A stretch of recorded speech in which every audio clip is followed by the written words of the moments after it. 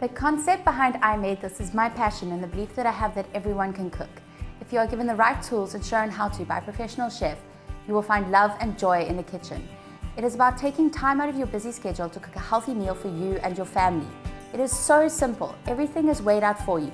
All you need to do is go online and place your order and it will be delivered straight to your door. So put on your apron, pour yourself a glass of wine and enjoy cooking.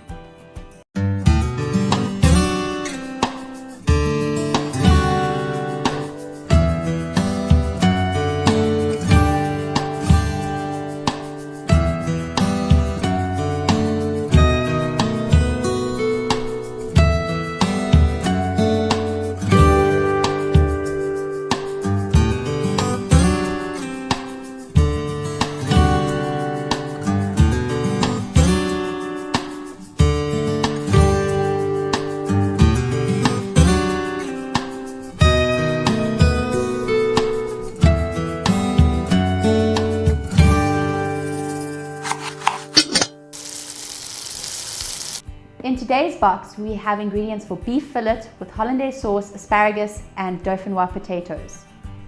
In the box, we have two 200-gram portions of beef fillet, 3 eggs, 100 grams of butter, salt, pepper, white wine vinegar, olive oil, asparagus, potatoes, cream, garlic, and parmesan.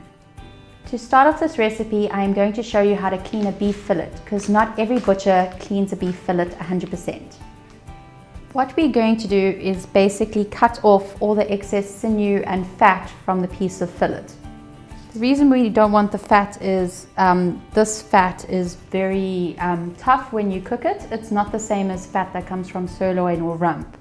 To make the potato dauphinoise, we need to slice potatoes into thin rounds and we need to peel them first. To make sure that the potato dauphinoise cooks evenly, you want them all to be relatively the same size. We're just chopping up some garlic to put in between the layers of the potato dauphinoise. To make the potato dauphinoise, we are going to layer the potatoes evenly in our ramekin. You can use a baking tray if you don't have ramekins. With every second layer, we're going to sprinkle with salt, pepper, and garlic. The final layer, we're going to pour the cream over, and you want it to come at least 3/4 up the sides of the potatoes. And then we're going to sprinkle with some garlic, and then we're going to cover with the Parmesan cheese. Now that they're ready, we are going to place them in the oven at 180 degrees for approximately 40 minutes.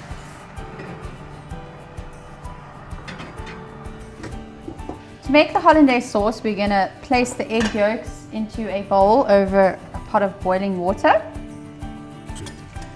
Once the eggs thicken slightly, we're going to add the vinegar, salt and pepper, and then butter bit by bit. Monitor the heat of the hollandaise. If the water is boiling too quickly, it can cause the eggs to curdle. So just add the butter in small amounts and stir until it melts. The nice thing about I Made This is that everything is weighed out perfectly for you, so you know that you're going to use all the ingredients and there's not going to be anything left over at the end.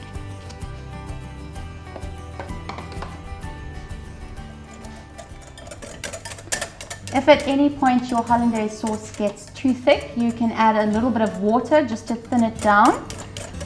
It does happen sometimes. It's not to do with measurements or anything, it's just to do with the emulsification of the egg yolks. So our hollandaise sauce is ready now. We're just going to set it aside and let it cool down slightly. To prepare your beef fillet, we're going to put salt and pepper on it.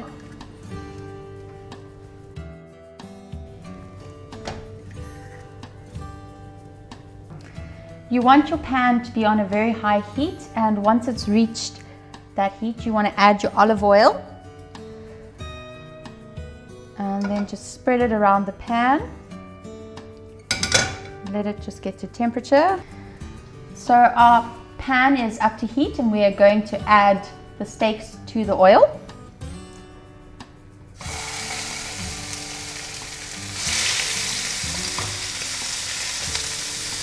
We're going to cook them 5 minutes per side. That should give us a nice medium rare, more on the rare side. But if you wish to have it more well done, It's about 8 to 10 minutes per side for well done, and for medium it's about 7 minutes a side.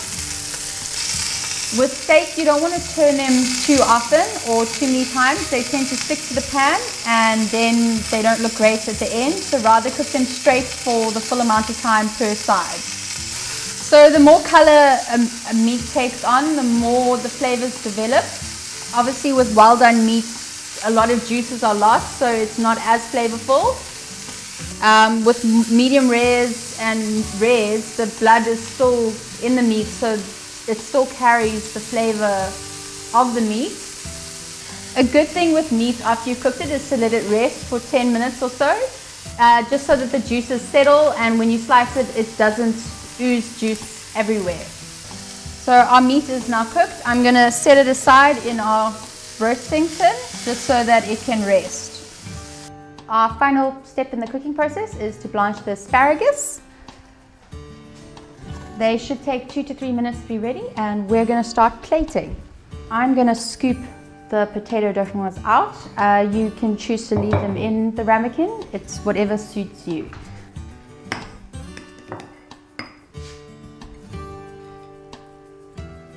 Our asparagus is now cooked, so I'm going to put them on the plate next.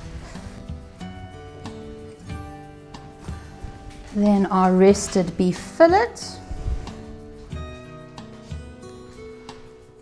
And then a drizzle of our hollandaise sauce. And there you have it, your beef fillet with hollandaise sauce, asparagus and potato dauphinoise. And when you serve it to your friends and family, you can proudly say, I made this.